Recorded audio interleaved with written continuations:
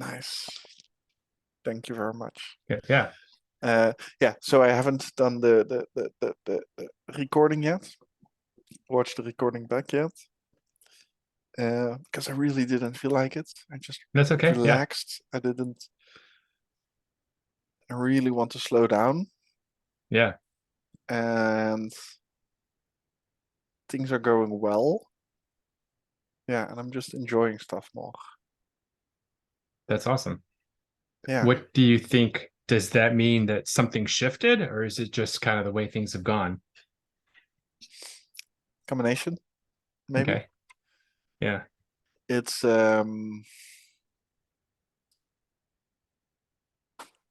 don't know if something specifically shifted because yesterday as well I had a little bit of a bummer day, as in not really feeling it. Okay. Um, but I've been reading a little bit more, as in the Letting Go book. So My I'm wife is also currently reading that book. nice. Yeah. I So I'm really reading, love it. dude, yeah. From what she says about it so far, and I'm reading Power versus Force, which is I think I told you this. I had several other people recommended it, but it took you when you mentioned it to me, that was the trigger. And I bought it that very day. And Nice. then I've been reading, so I'm reading that one and she's reading Letting Go. And how Um far along are you with I'm Power versus Force? about halfway through. Wow. And what Yeah. did you think about the different stages of consciousness? So those Yeah. levels. Yeah, so to me, it made perfect sense. I was having a hard time at first. So the first couple of chapters are pretty difficult to understand because he's writing, I think he's writing from a scientist point of view. And I think he makes some assumptions about baseline knowledge that you would already have. And so it took me a while to figure out how he was creating this map of consciousness. And then you get to the muscle testing technique, which I'm extremely familiar with muscle testing because my wife does muscle testing. I know how to do basic. I'm not as good as she is, but I can do basic muscle testing. And so I understand all of that. So when I got to that chapter, I was like, oh, well, this is like, I already know this stuff. And so then I started to figure out, I had to kind of figure out on my own how it is that he was surveying people to create this map of consciousness. And I guess what it is, he was just finding that everybody sort of resonates with the same emotions at the same levels, right? So if I muscle test you for fear, it'll be on his scale, it'll be 100. If I muscle test 10 other people for fear, 9 of the 10 are going to rate it at 100, on his scale. And I think that's kind of how he put it together. Yeah, But and the strength of the muscles itself respond to a certain frequency of the atoms itself, right, which correlates with a certain strength level. right. And that's Um, such a strange thing, quantum physics. So I started looking at this stuff when my wife started learning muscle testing a couple of years ago. And Joe Dispenza, do you know Joe Dispenza? Yeah, I haven't I followed him, but so he has, how all of these gurus, all of the coaches, all of these people that we follow, when you think about it, they all effectively have the same message, but they're saying it in different ways that resonates with people in a different way, right? So not Tony, Tony Robbins, for example, may resonate with you, but not with me. On the other hand, Joe Dispenza may resonate with me, not with you, but effectively they're saying the same thing. But what I found with Joe is that the way he explains quantum mechanics and the way he relates it to our emotions and to our lives, for me, was easy to understand. And so it was in his book. I think it was the book How to Change. I think it's How to Change Yourself. I think is the name of mhm. that book. No, it wasn't that one. I think it was. It might have been You Are the Placebo. He has a book called You Are the Placebo, and in that one, it finally clicked how to relate quantum mechanics to our lives. And so you might check that out. Um, Nice. or maybe you don't need to because maybe you already understand it. But it's crazy how it's just crazy. Um, how Yes, we can understand ourselves on an energetic level and a Yeah, vibrational level. since I read that book, The Power versus Force, I actually started looking at the world around me in a different level. Hmm. Because he was talking about that every object has the same frequency inside of him at the same time in that moment. Yeah. And we thought that was, well, noise, basically, electromagnetic noise around it. But because of the observer effect tests that has been tested since 2017, that they found something that whenever you look at a certain test, that the actual molecule, the physical molecule itself changes behavior. Yep. Yeah. And that's like so magnificently strange, but at the same time, that actually creates me thinking about, but then it makes sense that whenever we say something positively about the water, for example, that the water molecules actually change. Yep. And if you're powerful enough, then you can actually change the weather as well. Yep. And it's like, wow. Yep. Which reminds me, it makes me think of, so rain dancing. So you're familiar with the idea of a rain dance? Yeah. So when you think about these stories that we heard, which for most people would probably consider rain dance like a legend more so than an actual thing. But when you put it in that context, you realize, well, there actually was probably something to it, right? And then you think, well, they would have done it for a reason. You know, so thousands of years ago, people weren't any less intelligent than they are today. Yeah. Right. There's no logical reason to believe that our level of intelligence is higher or more sophisticated than it was thousands of years ago. Our knowledge is probably a bit bigger, grander than it was thousands of years ago, but not our intelligence. And so if whatever practice comes from thousands of years ago was probably a well-informed practice, it probably was, a real thing. And so when they did rain dancing, if they, in which we believe anyway, that behavior persisted, across centuries. Well, if it wasn't working, they wouldn't have done it. True. So now how was it working? Well, I think now what you're saying is that's how we can now understand how it was working. Yeah. Um, And then so yeah. imagining that, as in that's why I also now change my narrative in only talking positive stuff and including my now the development in AI, what we're going towards, as in what the vision could become. Yep. I'm actually saying like, yeah, but this is what we're creating. This is possible, this is possible, this is possible. And creating that for people is like, wow, is that really possible? Yeah. If you believe it, then it's actually possible. Yeah. It's, Yeah. And the more that people think of things in a certain way collectively, the more possible things can become, right? Sort of like the idea of group meditation, which again, so here the rain dance would be another example, right? So if one individual, Indian or Native American was doing the rain dance by themselves, could they have achieved the rain? Maybe not, but they did it in groups. So is it that they were bringing all of their collective energy into changing something material? And was it that caused the results? So if we think about AI in a certain way collectively, can we change the outcomes or can we manipulate? Can we direct it? And I think the answer is yes. The problem is that nobody wants to take the time to do that, right? well, maybe we're doing that already. Some of us are, right? It's not. I don't think it's on a global scale, but I think if you looked at smaller groups, then yes, I agree. Some of us are doing it. Do you know the Netflix series the Ancient Apocalypse of Oh Graham yeah, Hancock? yeah, Graham Hancock, sure. So the storyline is that there was 12,000 years ago that there was civilization way bigger than us right now, and Yep. that they had technology or at least knowledge that we don't have right now. Right. I'm thinking more and more that they actually understood that level of manifestation in such a level that they could actually change physical stuff in a way that even us really don't understand yet. 100%. But I can actually see within my lifetime that we can go to that vision. Yeah. I see that happening within 50 years. Yeah. So I think there's a lot of people who are talking about this sort of in our circles, that there's a big shift coming, that we are in the middle of a big shift. And you can think about it in terms of an energetic shift or a spiritual shift or universal shift. Just there's a higher, there is a higher level of consciousness that is shifting.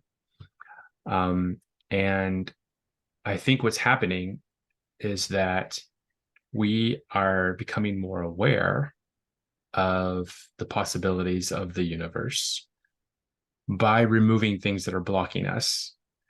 For some people, for other people, it's more of a getting to a point of exhaustion with the culturescape, right? With what Vision calls the culturescape, looking for something bigger.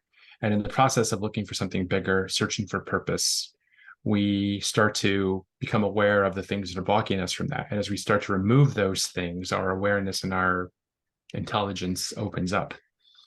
And so I think that's what's happening. And as you do that, the energy, you increase the energy, you elevate the vibration, you get to, 600, right, on the power versus force scale.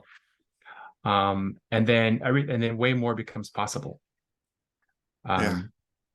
One of the things I started to realize when I got back from Tallinn, and I've been on this path for 5 years now. So I've been on this journey of continuous change, continuous opening and enlightenment and awareness.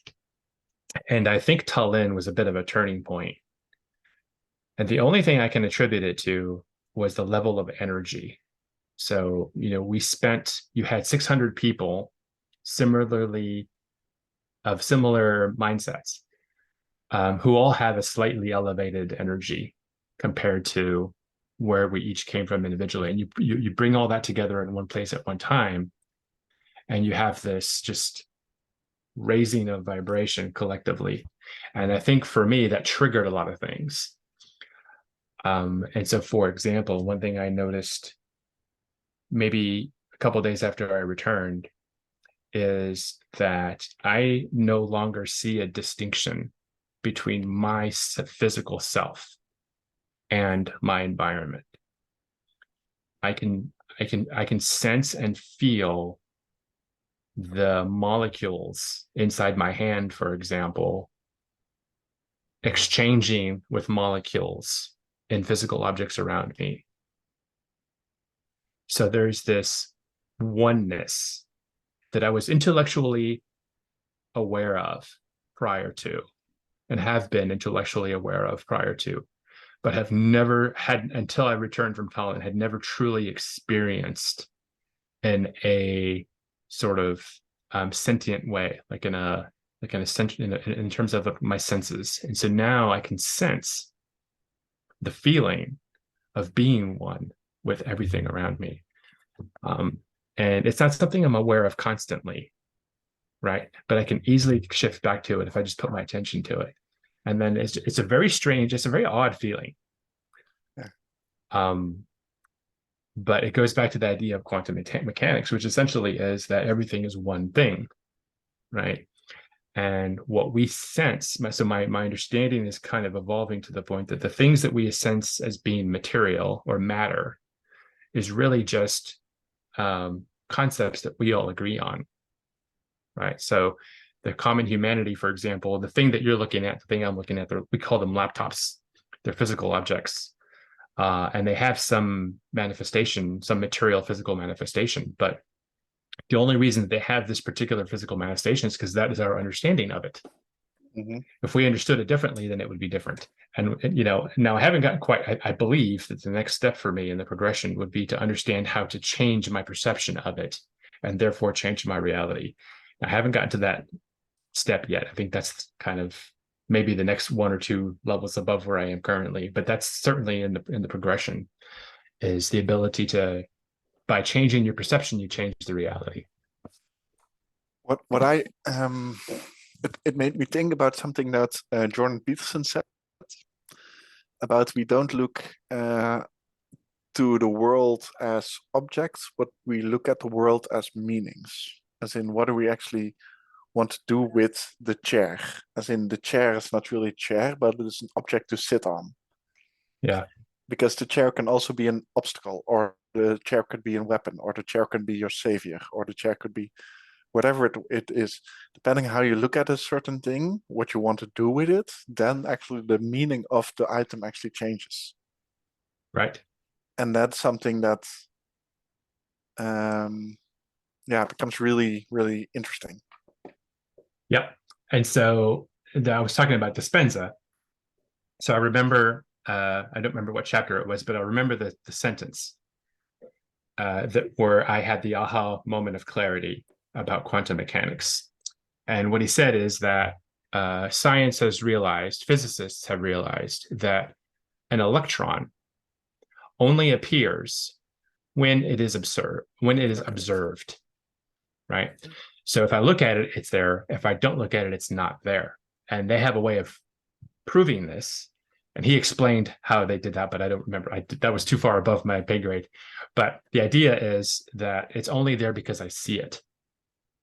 And if that is true at a subatomic level, then it has to be true at a grander scale, right? Now, how that manifests, again, that's the part that I haven't figured out yet. So I'm not sure how to get to the point of being able to change my reality by changing my perception, but I know that it's possible.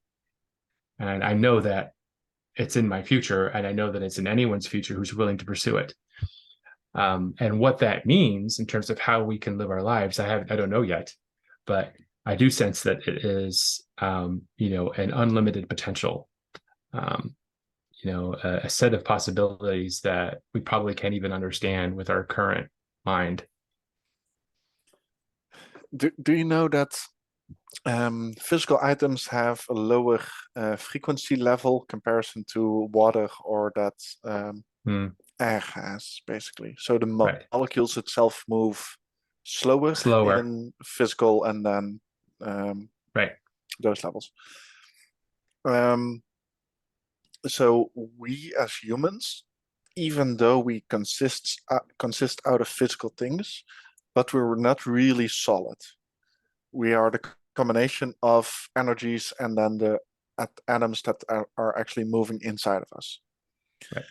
And what I understand based on David Hawkins is that if we allow ourselves to have less and less ego, because the ego itself actually has that limiting factor where we become more anger and negative emotions, but we're actually letting those go, then we actually raise the vibration of the cells, and the movement of the cells actually create the electromagnetic field around us. So we are able to move the energies around us if we are in a higher state of level, a higher positive emotion. And it's not really the positive emotion that's doing that, but it's more the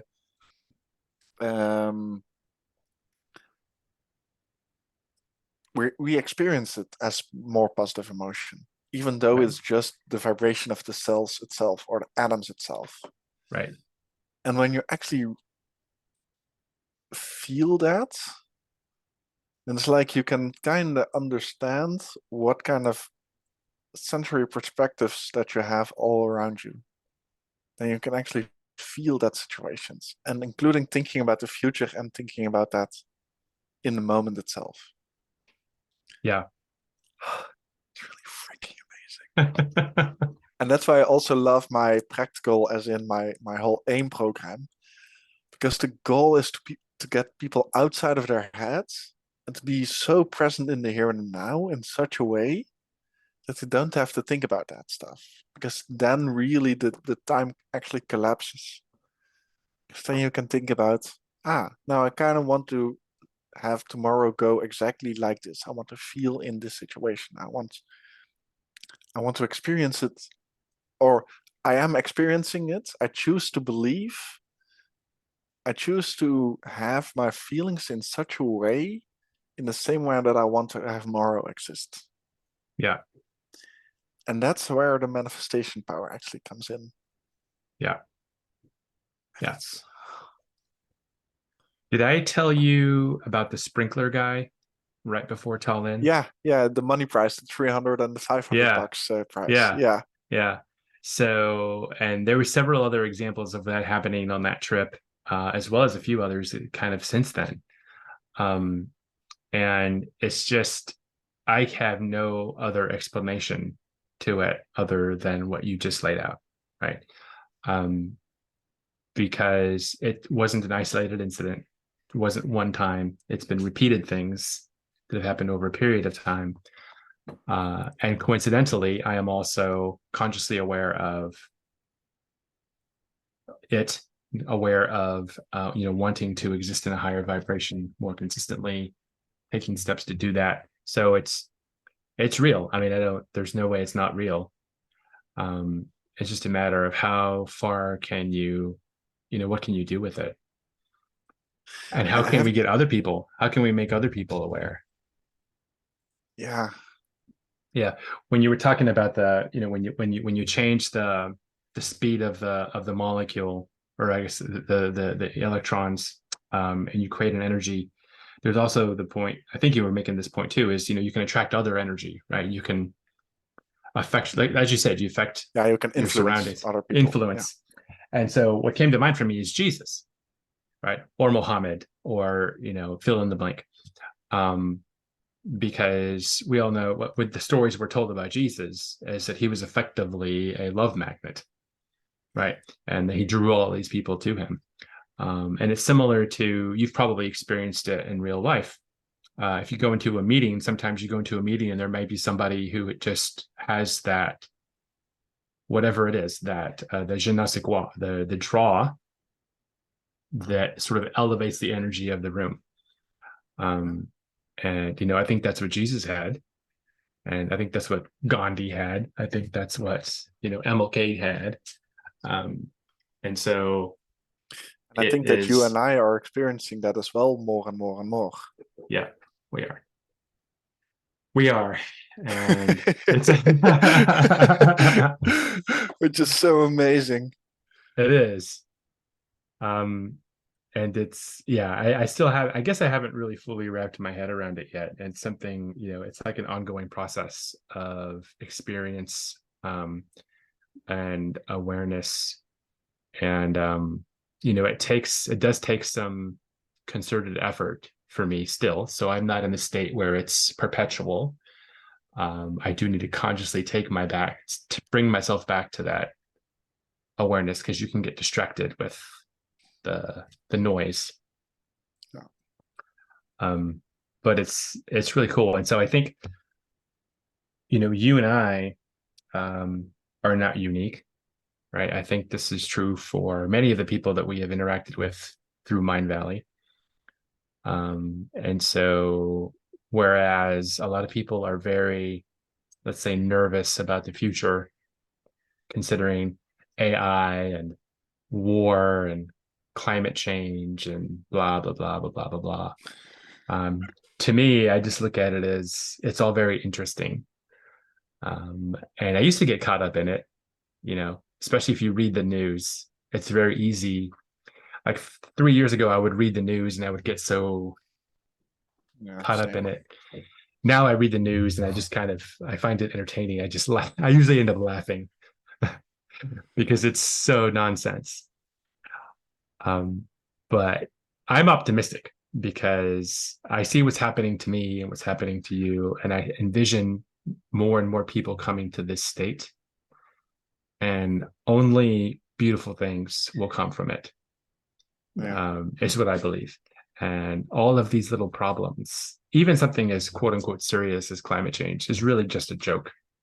Well, it's relative. If we think that's happening, then it's actually happening. Right, exactly. It is relative.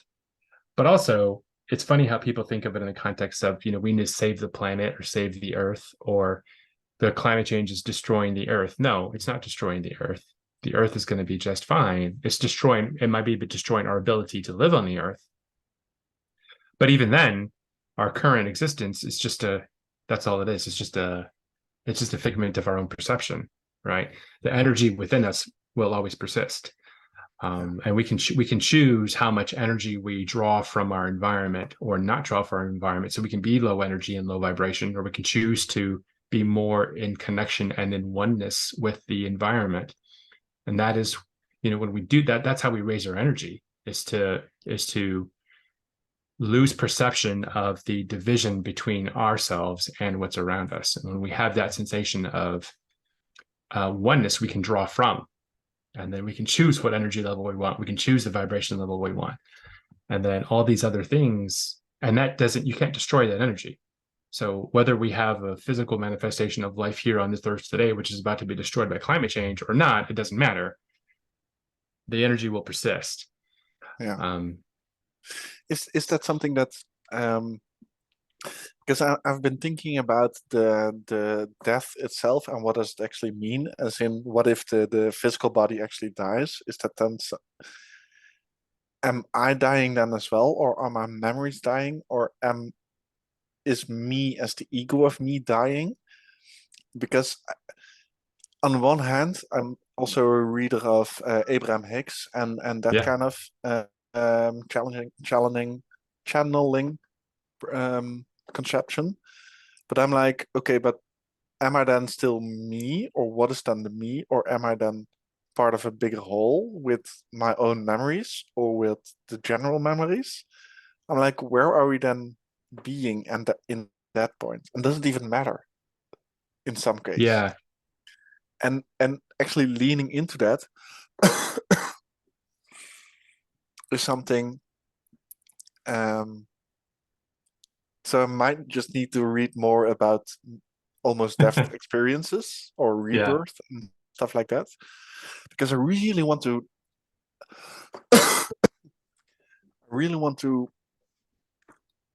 believe it somehow. No, I really want to know it. I don't want to believe it. I really want to know it. So, yeah, I don't know the answer to that question, but a couple of things came to my mind as you were speaking.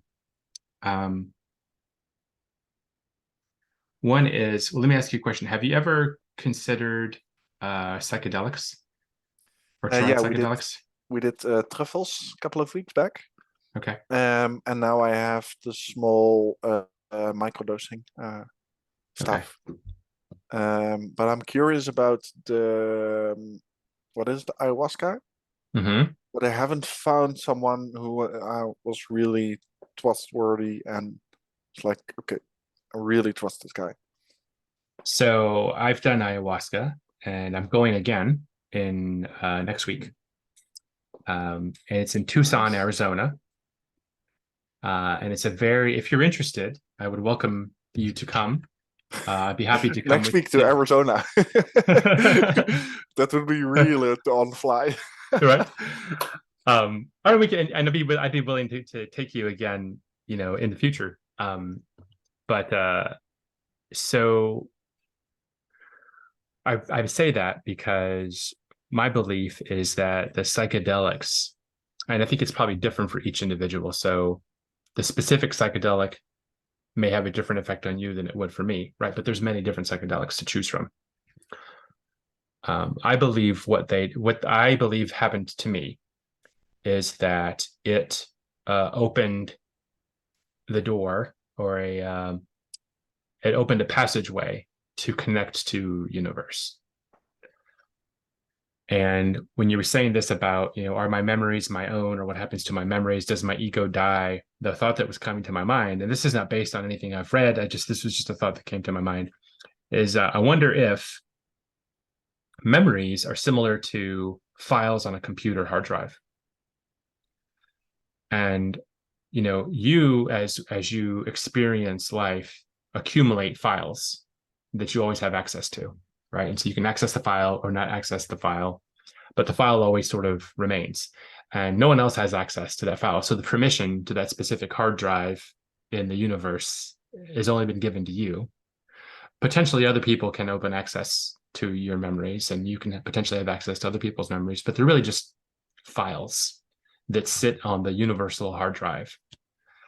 And so they persist, they remain. And maybe it's the case that when we move on from a life to, if you believe in incarnation, or if you believe in, incarnations, Maybe it's the case that we lose in our subsequent incarnations, we lose access.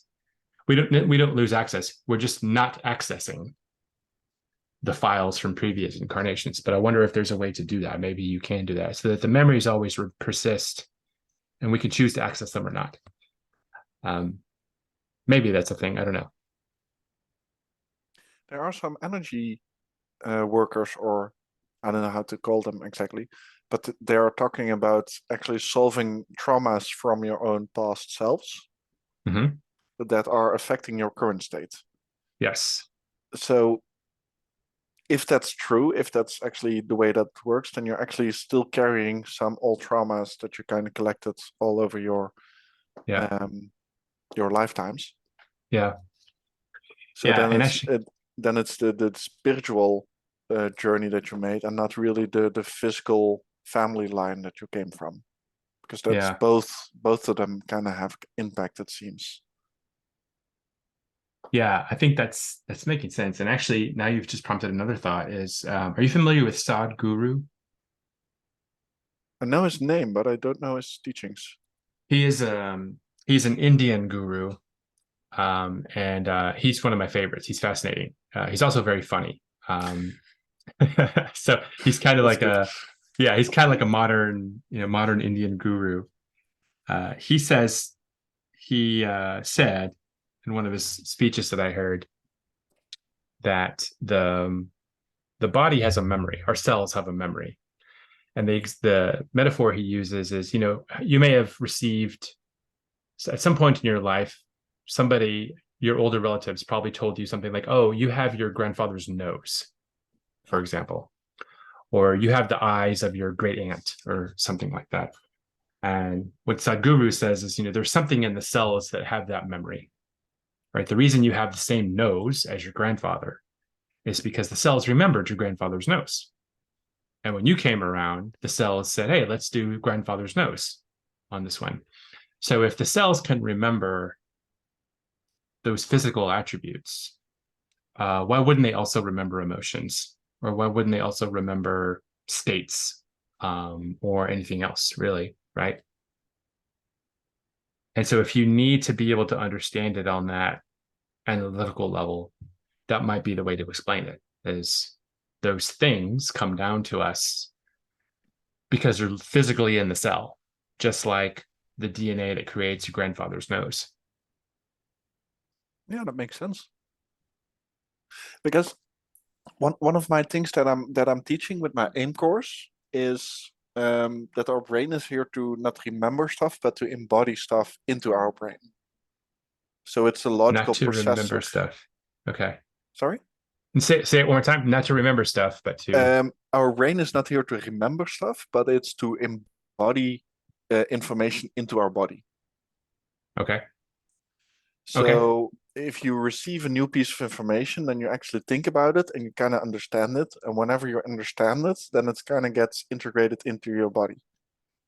Because all of us have an understanding about how the world works internally. But what if that all of those emotions are actually stored inside of your body itself? Mm-hmm.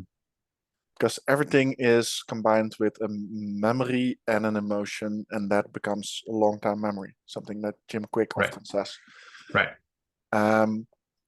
So when you have a certain memory or trauma or something specific, and that's stored within your nose, so your nose has a certain shape, same as your grandfather does, then you kind of have the same, let's say it, characteristic levels as your grandfather, because you have the same nose.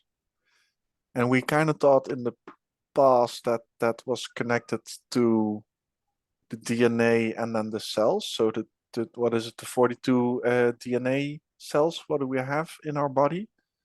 And that I forget the number, but that sounds familiar.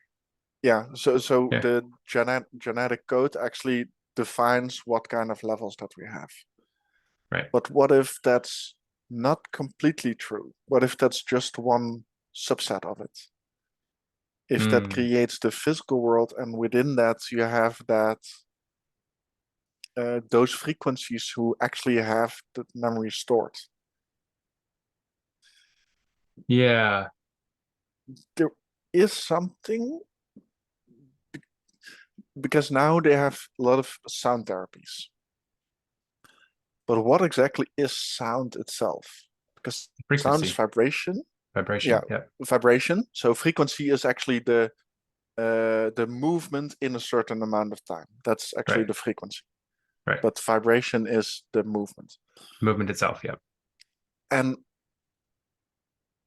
they tested it out. 442 hertz, I think, Yeah. actually creates water to have the DNA shape the circle itself. So if we hear that kind of piece of music or that kind of tune, actually creates our body to restore themselves in such a way to their natural state. Yeah. And I noticed that for myself, as in I'm getting more and more healthy. I'm feeling good.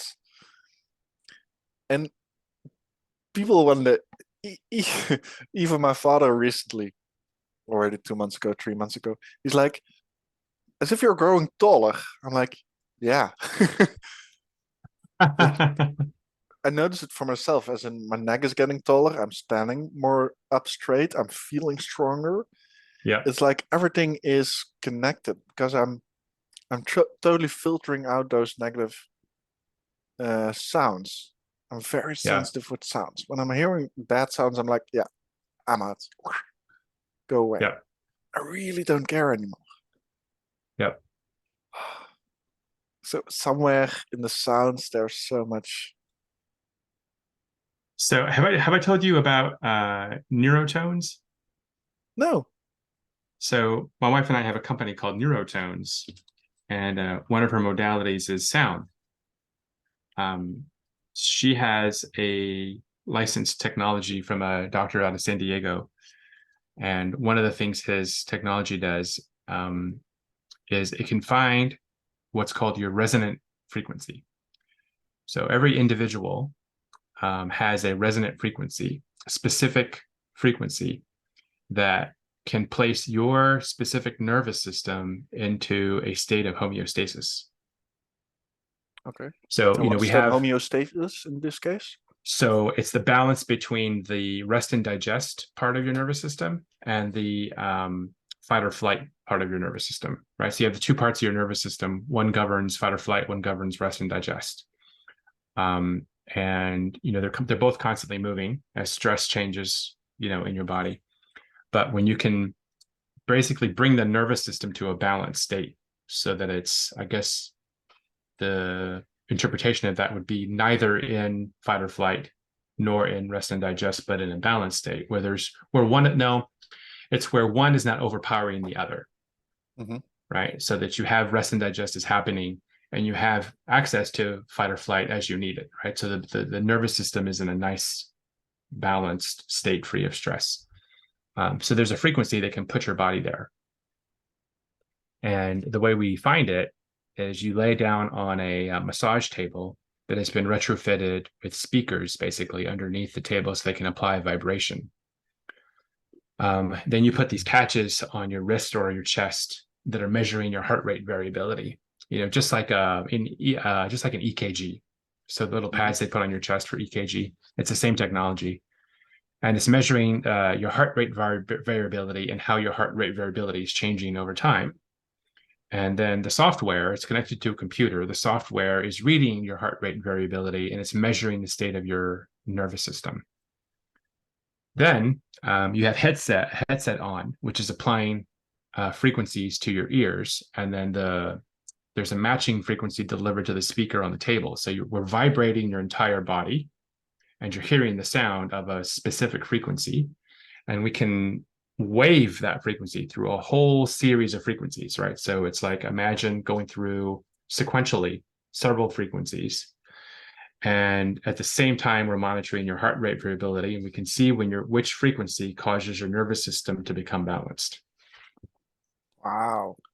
And then we can create for you a soundtrack that you can listen to whenever you want at home that delivers that specific frequency. So when you're feeling stressed or out of balance, you listen to your resonant frequency and bring your nervous system back into balance. And it's pretty fascinating stuff. So Wow, that's really yeah, great. yeah. So yes, the sound frequency is really important. And the underlying reason that it works is something called the frequency following response. So this is a phenomenon that occurs in nature. It's in the human body. It's also in nature. And the best way to explain it is, when you hear a song that you like that has a good rhythm, you find yourself tapping your foot, right? Yeah. So you tap your foot to the rhythm of the music. That's a frequency following response. So your brain is hearing the music and it's responding to the music, and that music is basically encoding your brain to that frequency. And then you tap your foot to it, right? Or tap your hand or whatever you're doing.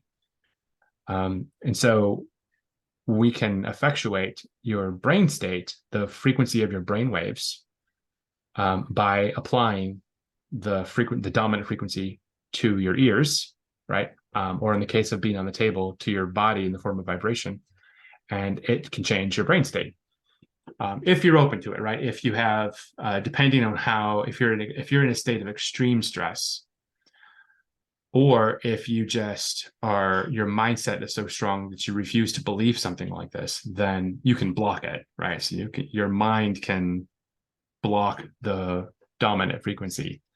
But for most people who are open to it and are not necessarily in an extreme state, then listening to the dominant frequency can change their brain state. Wow. It's pretty cool stuff. Yeah. Huh. Yeah, and so 442, for example, we actually don't have any. I could create one, I suppose. We haven't created a 442 yet. We have these soundtracks that we have, and they're mainly the lower frequencies. So like mental calmness, so free of stress, and then so it's alpha, theta, and delta are the three brain states that we typically work in. But 442 is an interesting one. You can go to YouTube and get like 442 audio files and listen to them. Whether I would trust them or not, I don't know. But I would prefer to have one of yours, and I actually know that that's correct, because I trust you more than random something on YouTube. Well, thank you. Yes. And I do use, I have a pretty sophisticated software to create the frequencies. And so I can actually measure. In fact, I can download something off of YouTube and I can measure it using my software. Yeah, you mentioned that once. Yeah. Yeah. So anyway, this has been good. So we should, but the whole purpose of this call, this has been a fascinating conversation, but I want to make sure that you get, is there something you want to talk about or something you want to work on? Well, to be honest, this was the best situation, as in the best kind of conversation that we actually could have had, because my whole energy level, as in, this is great, this is enthusiastic, because it's sometimes just focusing on the better version, the better situation, what can we improve? Yeah. Sometimes the downside of coaching is focusing on those negatives. Right. And then you're kind of down in those negatives. And so this was quite fun. Yeah, no, I agree. And I think it's a state, it's just, we're on you and I seem to be on a progression, right? We're on a movement forward. I'm not sure the right word. But one thing I've realized for myself is, even recently, is like a year ago, less than a year ago, I would have certain physical exercises, breathing exercises, physical routines that I could go through to elevate my energy. Right. So if I'm feeling a little tired, or I'm feeling down, or feeling frustrated, I could do some breathing, and it would help. Right. I could listen to a soundtrack, for example, and I could get myself into a better state. And I think where I've evolved is I can now almost do that just mentally. I don't even need to do the exercises of the breathing anymore. And I don't know if that is an evolution or if that is a quote, better, step than where I was before. But I can, if I just sit and I focus on it mentally, if I focus on it seriously enough for a couple of moments, I can physically sense the vibration rising inside my body. And it kind of goes along hand in hand with this idea that I'm now able to lose the distinction between myself and what's around me. And just have that feeling of connectedness or oneness, sharing molecules with the physical, with the trees, the grass, the objects, everything, just sharing molecules. And it does make me feel better. Now, I don't know if I'm fooling myself, or I don't know, if it's just me overthinking or whatever it is, but I know that I can do that now.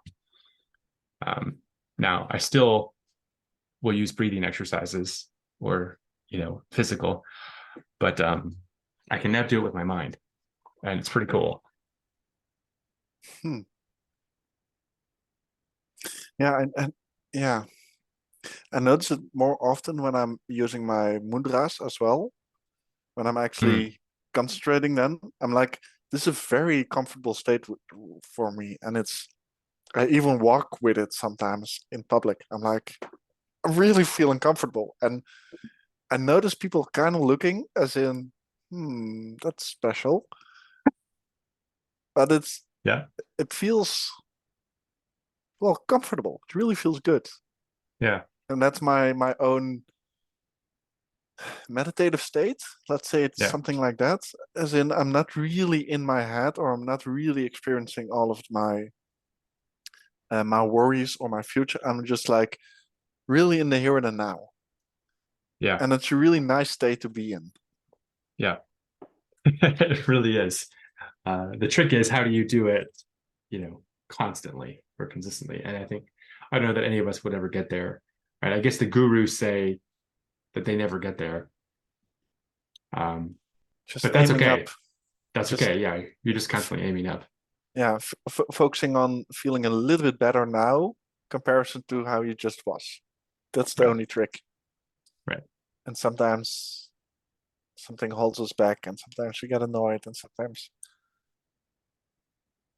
I'm really glad that we actually recorded this session, by the way. This is a really freaking interesting one. I agree. Yeah, I was thinking the same thing a little while ago. And it's good because when I get into a conversation like this, and I'm sure it's the same for you, you're kind of where I'm very present, and I'm very connected to you right now. And I've got no distractions. And when I'm in that state, I don't really need to think about my statements. I don't need to think about what I'm going to say. I just say what comes to me in that moment. Yes. And it's almost always way better than anything I would say if I'm thinking about what to say. Yes. So I love when I record these, because I can use this material, right? I can go back to it and refer to it, but I can use this material because it's much more real and genuine. And it's not even really coming from me. It's kind of coming through me. Yeah. Whereas if I'm having a conversation where I'm thinking about what to say, I really don't ever say anything interesting. It's just and then you base your knowledge based on stuff that you already integrated, as in your physical level. Yeah. And then you just spur out those, which is useful for most of us most of the time. Sure. Yeah. It's not a bad thing. Yeah. But it's much more interesting when it's spontaneous. And by spontaneous, I kind of have a different meaning of spontaneous. If spontaneous to me means partially it means inspired, coming from something different. Yeah, being in flow somehow. Right, being in flow. I had that conversation with Yvonne a couple of weeks ago in Tallinn, basically. Okay. That we were discussing about making short form content for my business, basically, or long time. I'm just like, yeah, but I like creating long-term content, as in conversations with like this, as in where do I see the business coming, or where do I see it going, and where do I see the human evolution going towards. And I'm like, yeah, but I like being in that state.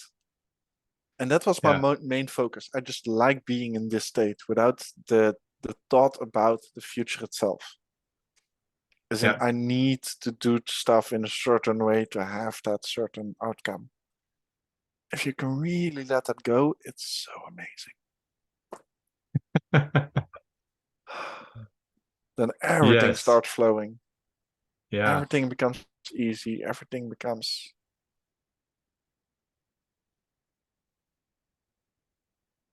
yeah. Yeah. I know what you mean. I do. So it's curious. Yeah. And how I got here, I don't know, but I guess it doesn't really matter. Um, Well, and that's why a little bit where I come in. Because the thing is, I've kind of been documented my whole travel for the last almost 2 years now in my own personal acknowledgement system. And it will be very interesting, especially now with the AI creation, to actually go through all of my notes and write stuff about that. How I got from those lower levels of consciousness, from that angerness, from that blame, from my stuff, to those higher levels. yeah. And it will be so freaking useful for most. And it's, So I wonder though, do you think that the people that we'll be helping, can we really get them from, because I think what I'm hearing you say is almost like skip the middle part. So rather than progressing from 0 to 60, 0 to 10 to 20 to 30 to 40 to 50 to 60, or actually let's put it in terms of power versus force. So I think fear was 100, if I remember right. yeah. Courage is 200, and that's the turning point. And you want to get to 600 as being the highest level of evolution, of highest level of enlightenment. Mhm. Yeah, 1,000 is the highest, but Well, 1,000, um, yeah, yeah. yeah, that's right, yeah. But let's just call it 600. So if you want to get from 100 to 600, can you jump, Mhm. or do you have to go through the steps? You have to go, and what I kind of, you have to go through the steps. Yeah, But what I kind of actively do is when I'm having someone who's very high in that disparity moment, I actually focus upon that desire first, as in the first next little step. I kind of identify where are they right now, focus on the desire. Okay, if there is desire, focus on the fear. Is there fear? Okay, focus on the um, neutrality. What's the next one? No, courageous. Courageous is the courage, next one. yeah, right. And then neutrality, and then the logic, I think, and then the Love, yeah. is then love already? I Thought don't love remember. was I thought 500 and neutrality was 400, or logic was 400. logic was 400. Okay, that might be right. Yeah, But then um, actually leaning them into that level, as in, okay, one more, one more, one more, one more, one more. yeah, Because the thing is, especially what I experienced myself when I was in that disparity, when I was in that angerness, when I heard someone talk about love, I'm like, fuck you, bitch. You were like, you're nowhere near that level because you just really didn't feel that. right. And it felt like betrayal when some other people were doing that. So you became more angry, more angry, more angry. Yeah, Um, so actually understanding those levels in such a way can really propel a client or just a friend as well. And I noticed that with people around me, people that I'm having conversations with.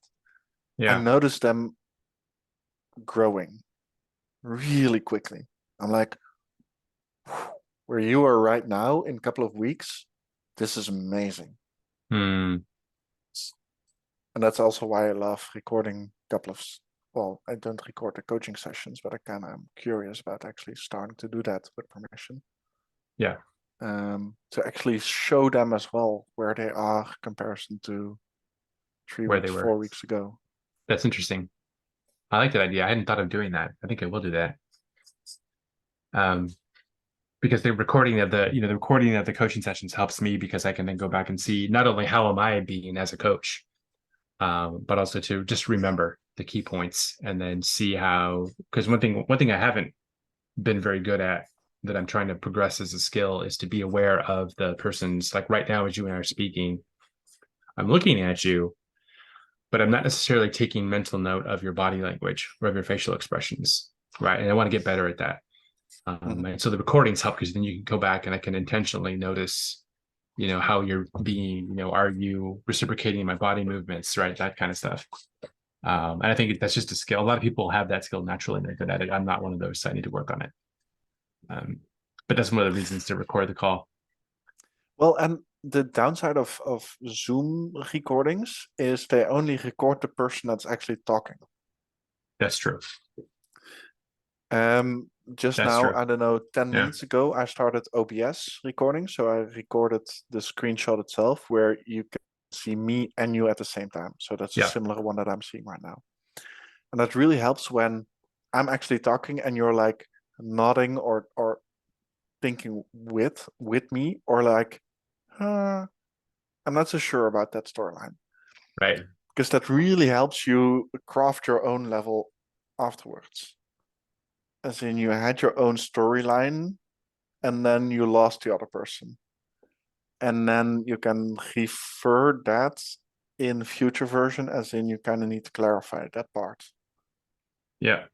And that's also something that we discussed in that, what is it, the super coach? No, the powerful coach that we have on Thursday. As in recording yourself to improve yourself in such a way that you'll get better and better and better and better. Right. I wonder if there's a setting. I wonder if you can change the setting in Zoom so that it does record both. Because you can do, I think if you spotlight both speakers, I think it'll record them side by side or something like that. That's a good one. I need to try that. Yeah, let's try that now. Yeah, let me try. Yeah, so I think I can spotlight you. Replace pin. Oh, I can only pin one person. Yeah, so it's not. Oh, you know what? I think you need to have at least 3 people to do. No, I can pin both of us. So it's called pin. You can pin both of us. Yeah, I can pin both of us. So now we'll go back. I have to go back and I'll test the recording after we're done. So at this moment, you should see both of us on the screen at the same time because I pinned us both. Okay, that's strange. I can only pin one person. But I'm do you not see recording, but right? Do you see both of us right now? Yeah. Okay. So but I as the already host, had that. That was the view, the gallery view. The gallery view. Well, there is a difference between gallery view and pinning. And I think the difference might be that the gallery view is only the view and not the recording. I'm hoping. Whereas the pinning, I think, affects the view and the recording. But we'll find out. Nice. Yeah. Yeah. I'm sure there's a way to do it. Yeah, and otherwise I have free software where you can actually record your whole screen. Yeah, OBS. I have OBS too, except it's a very powerful software, so it really bogs down the CPU. Oh, really? And my computer's a little bit older, so I notice it. You may not notice it, but the OBS is it's a processing hog. Yeah, of software. It takes a lot of really freaking amazing, to be honest. It is. Not necessarily easy to use because it's got so many features.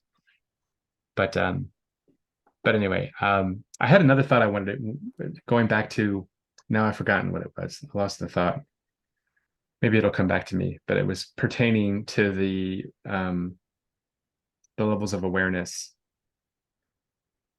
and going up, how fast we can actually go through those levels. How fast we can go through the levels. And we talked about, because the question I had for you was, can you skip or do you have to go through the levels? And I think we're saying we have to go through the levels. Right. Yeah. But you can speed it up going through those levels.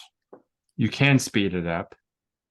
And I don't remember what I was going to say. That's okay. Because I'm good.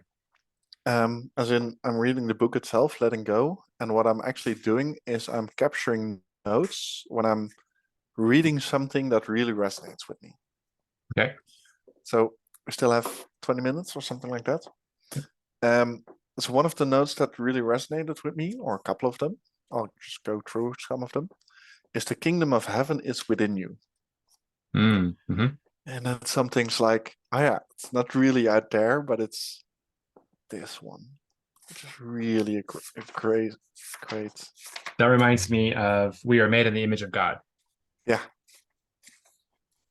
sort of Yeah. similar because and it's fun. I didn't mean to interrupt you. I can save the comment. No, please. But one of the things I talk about a lot is the meaning and interpretation of this idea that we are made in the image of God. Because I grew up with a Catholic, training, and my understanding. I'm not saying this is the way they were teaching it, but this is the way I understood it. Maybe it's also the way they were teaching it. The way I understood this idea that we were made in the image of God was a physical likeness. So our physical likeness, our facial features, our form was in the image of God. And that's how I understood it. I think a lot of people understand it that way. But I think it's wrong. I think it was probably lost in translation somewhere through the many different languages and the translations of the language, and also the difference in context, right? I think what it is now, my belief is that it's much more, as you said, the kingdom of heaven is within us, in the sense that we are co-creators with God. We have the same powers as gods. We are all, in fact, gods, right?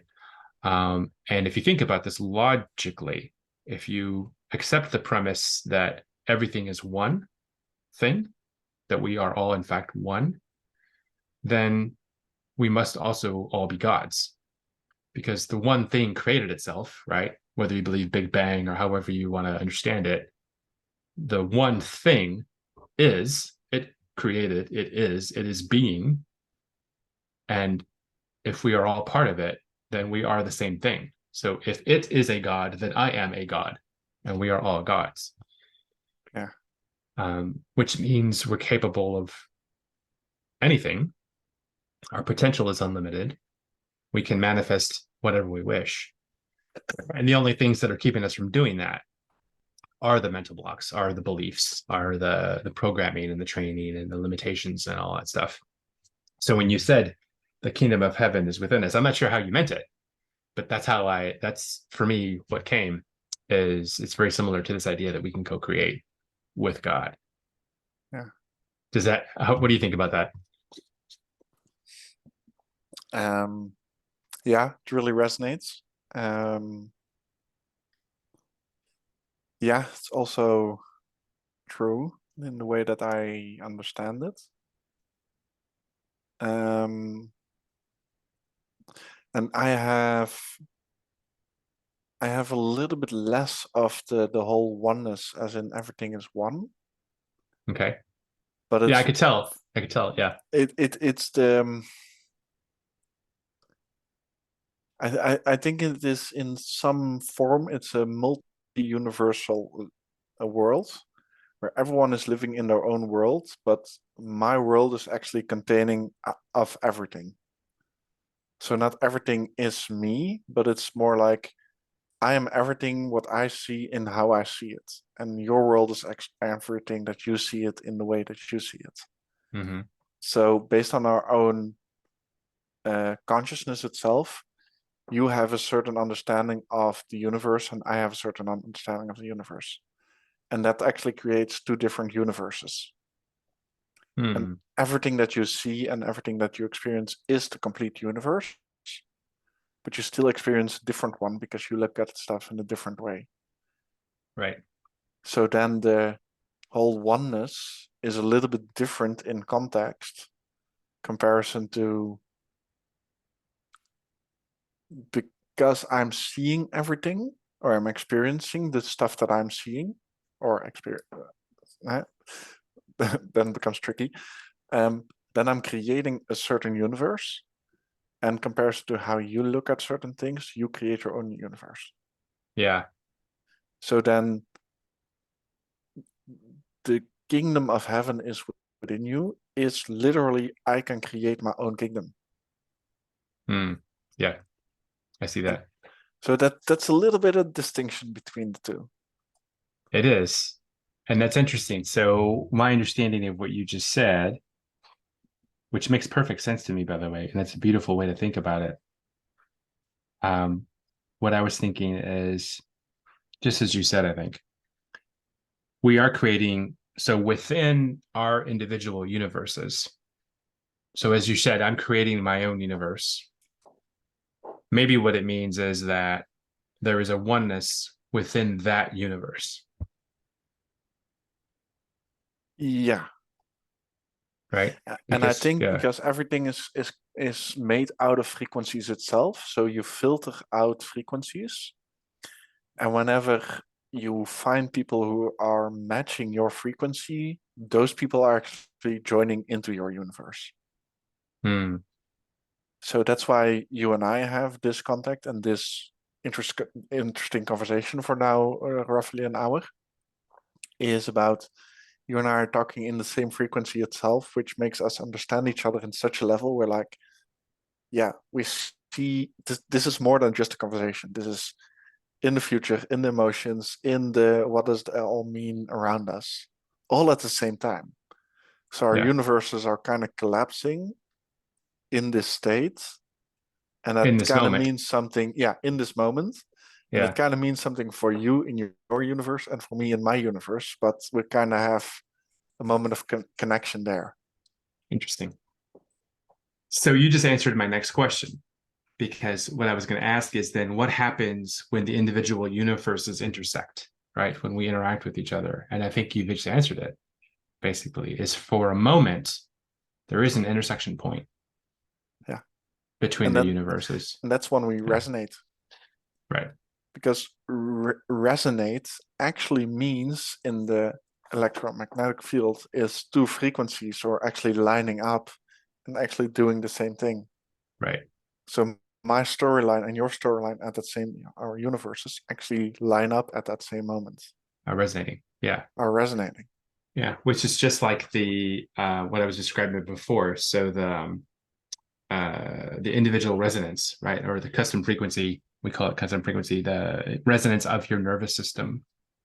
When you hear a specific vibration, and it's applied as a frequency to your body, and you start to resonate with it, so you're moving in the same speed, I have a and you're question. about, yeah. Um, do you guys see a difference between a certain frequency of a certain person and a year later or a month later that the Mhm. frequency itself changes? Yes. Okay, that's an interesting one. Yeah. Yeah. So you do want to recheck a person's resonance on a regular basis, because it will change over time. Do you guys know how or why it changes?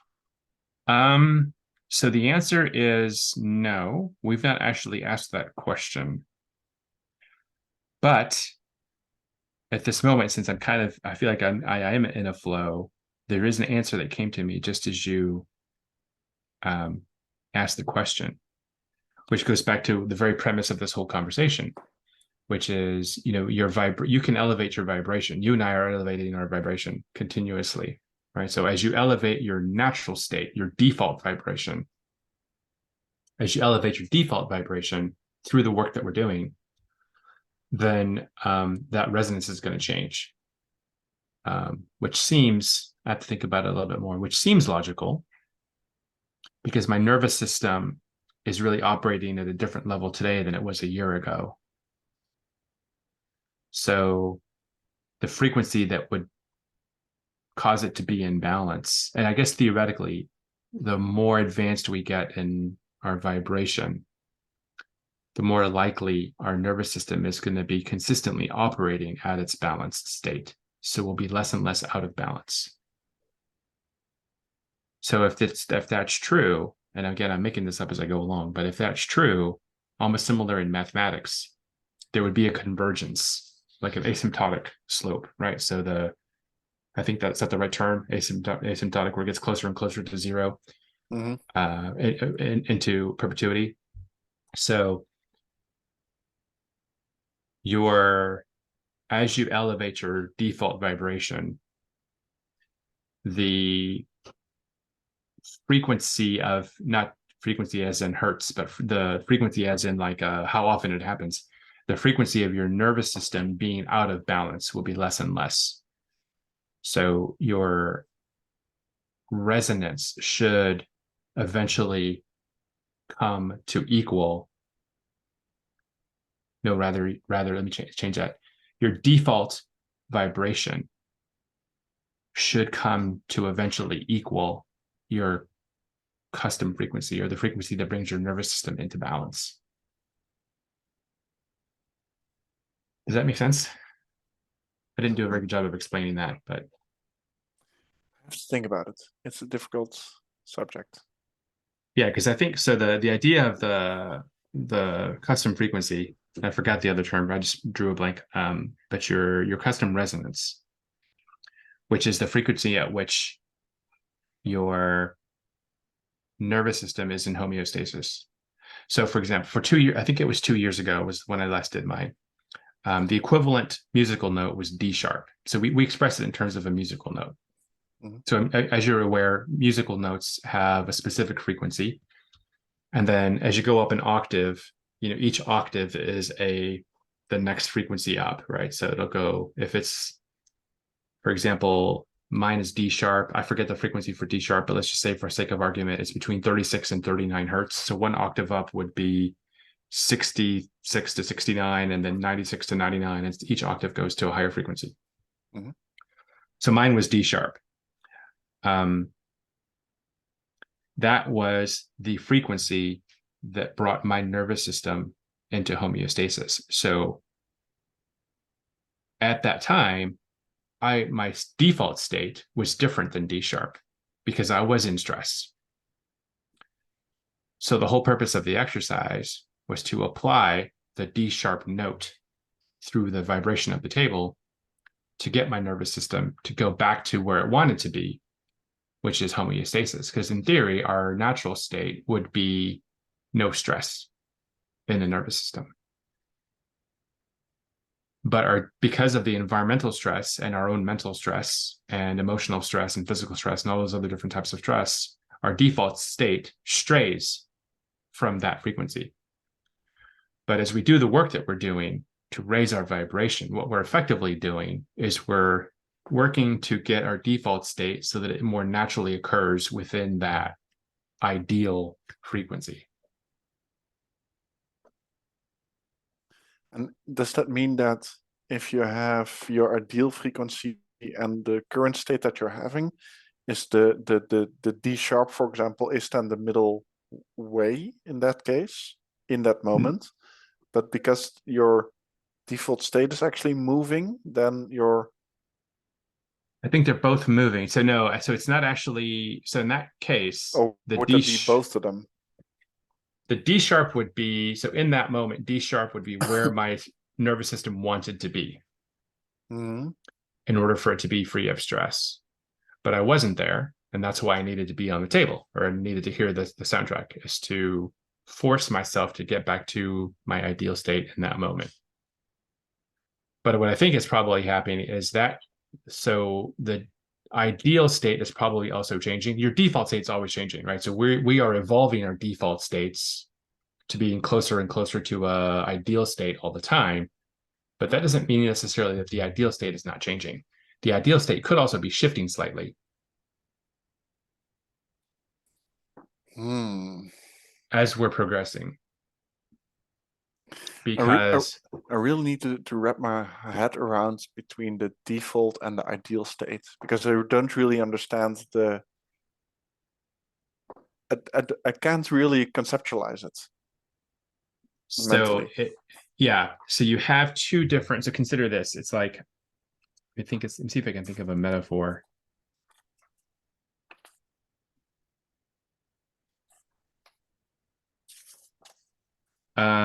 Okay, so I can think of one. Let's go back to the water example. So as you said, if you applied, what did you say, 442? Yeah. Right. So if you applied a frequency of 442 to the water, it forms these beautiful crystals, right? And if you looked at it under a microscope, you could see the formation of these beautiful crystals. Well, consider that to be the ideal state of the water. The water wants to be in a state of formation of beautiful crystals. But the fact is that there's a bunch of noise in the environment. And the noise in the environment is acting as a dominant frequency, which is affecting the water. And the molecules of the water, because of the frequency following response, are entraining themselves to the environmental frequency. but the environmental frequency is disruptive. So you look at, so that call that the stress. So you look at the water and the molecules are in disarray and they're unhappy. But as you start to remove the environmental noise slowly and slowly, the water will get closer and closer to its ideal state. Mm-hmm. And finally, when you've removed all of the noise and there are no external distractions, the water can constantly be in its ideal state of the beautiful arrangement of molecules.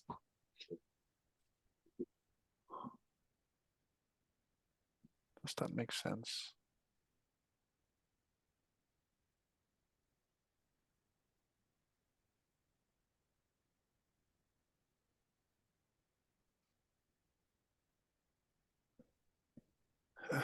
Um, I'm thinking about something because in electro engineering there's something called Fourier analytics or Fourier calculation, and that is because a frequency itself has, if a frequency itself has some noise, you can actually break that down towards, you can break that down to its base frequency in the first, what was it, eerste graad? First base, third base, fifth base, seventh base, ninth base, 11th base. So Okay. if you have a frequency of 50, then it's like 50, 150, 250, 350, 450, and then so on, so on. So everything, every piece of noise that you're having can be calculated back to that point. And Okay. a lot of stuff that we say as noise frequency, is the multiplications of the base frequency. So what if the base frequency itself is 442, in this case for water or for us as humans? Yep. And then the noise itself can be calculated back towards multiplications of that 442 hertz. And currently I'm a little bit lost upon where your storyline then comes in regarding what that set point is. I really can't understand that yet.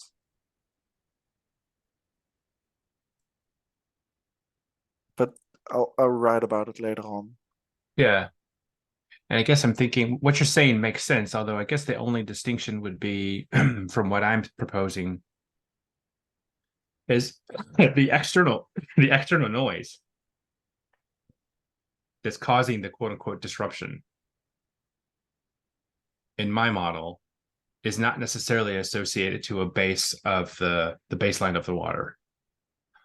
Although the way you're explaining it, I can see that it could be, but I don't think it necessarily has to be.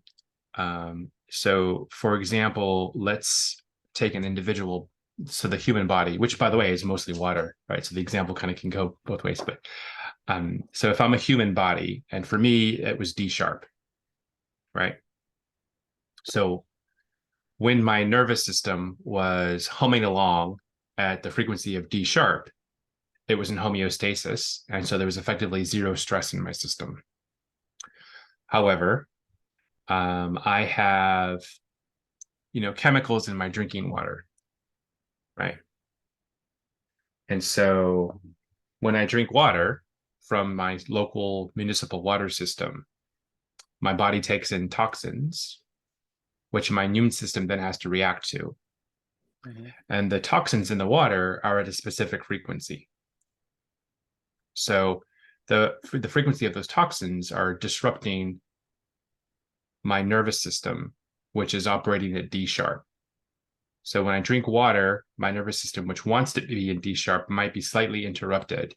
And so maybe it goes to D. And then I breathe the air, and the air has toxins in it. And that disrupts my nervous system further to an F note. And then maybe I have a fight with my spouse, or I have a deadline at work, or I'm stuck in traffic. And all of these stresses are at different frequencies, which that's what I'm calling noise.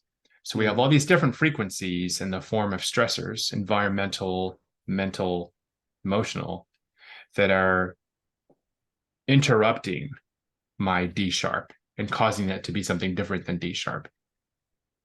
So that's the actual state. And the more constantly that I'm drinking the water and breathing the air and having deadlines at work, the more constant that is, the interrupted state becomes my default state, which is different from my ideal state.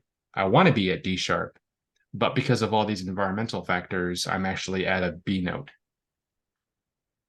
But if I remove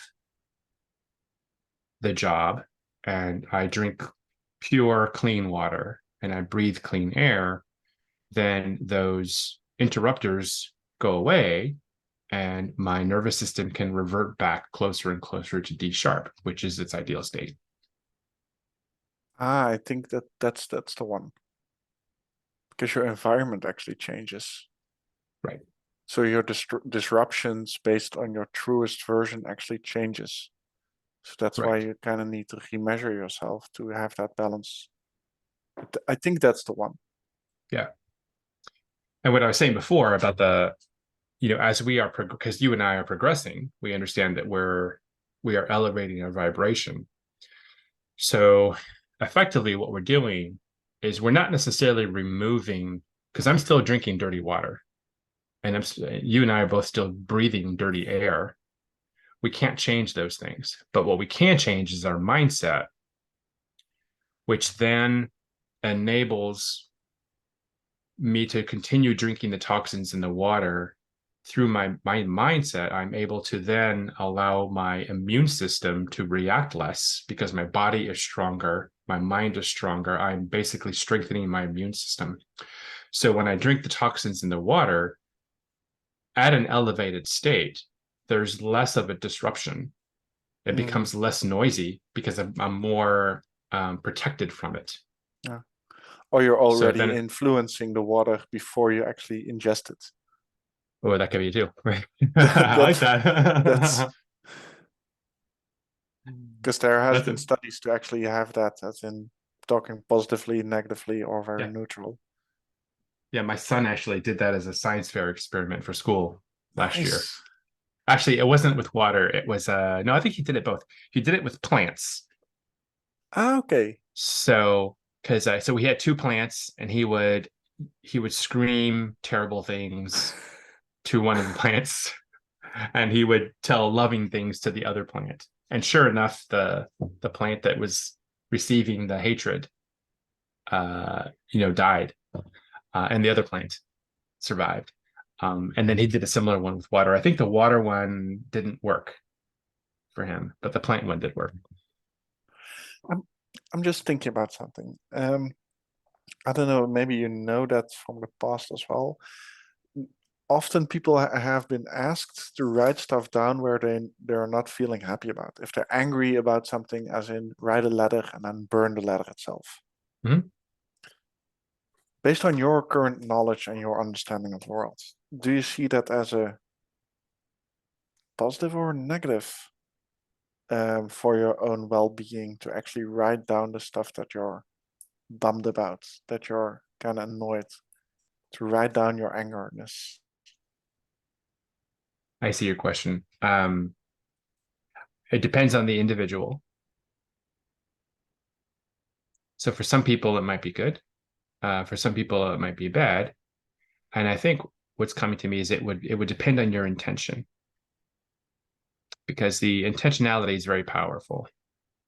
Yeah. So if you, and I know this, I have physical evidence for this in terms of going back to psychedelics.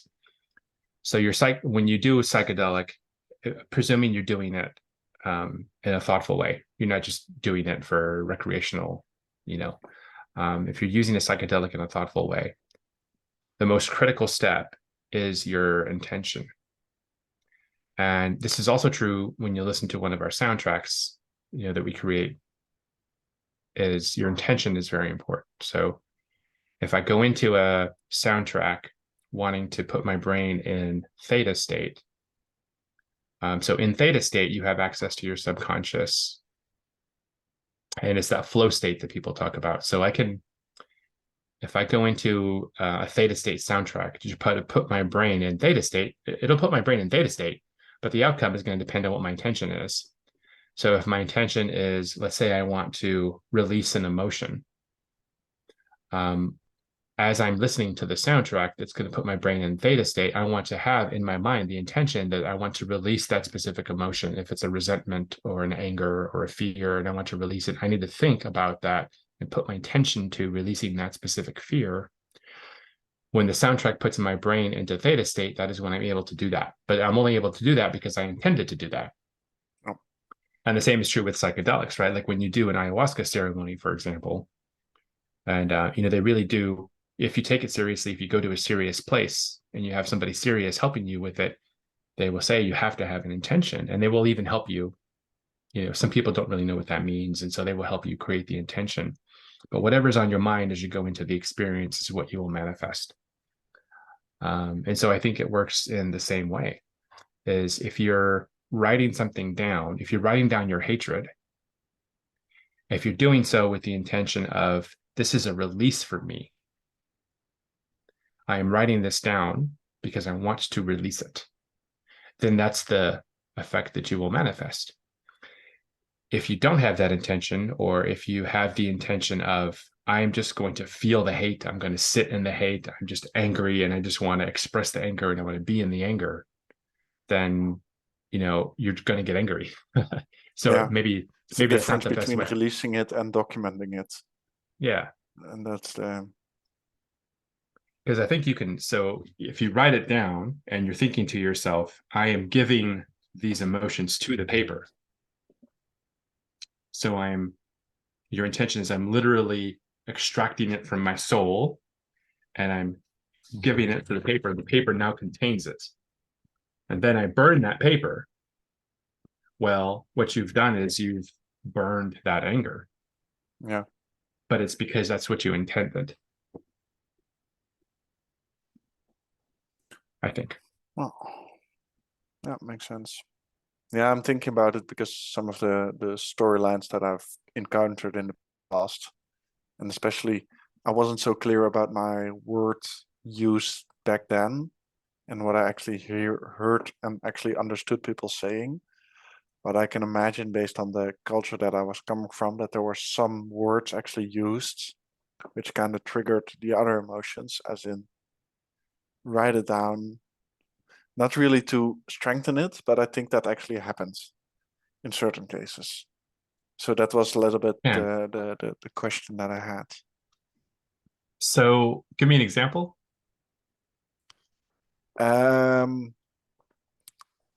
When something negatively happened in school, as in bullying or a certain situation of fighting with the teacher, something like that, and actually writing down that part with not really with the intention of remembering stuff, but actually going back more and more and more. What do you remember? What do you remember? What do you remember? And then going deeper and deeper in your question to remember more of the negative thing that actually happened. And then burning the whole paper, but maybe the emphasis in that story was more into remember more and more and more and more and experience that negative feeling more, instead of writing down the negative thoughts that you have. And if you don't have them, don't start digging for them. Right. And maybe that was the little distinction. The nuance. Yeah, the nuance. And that's a very small difference.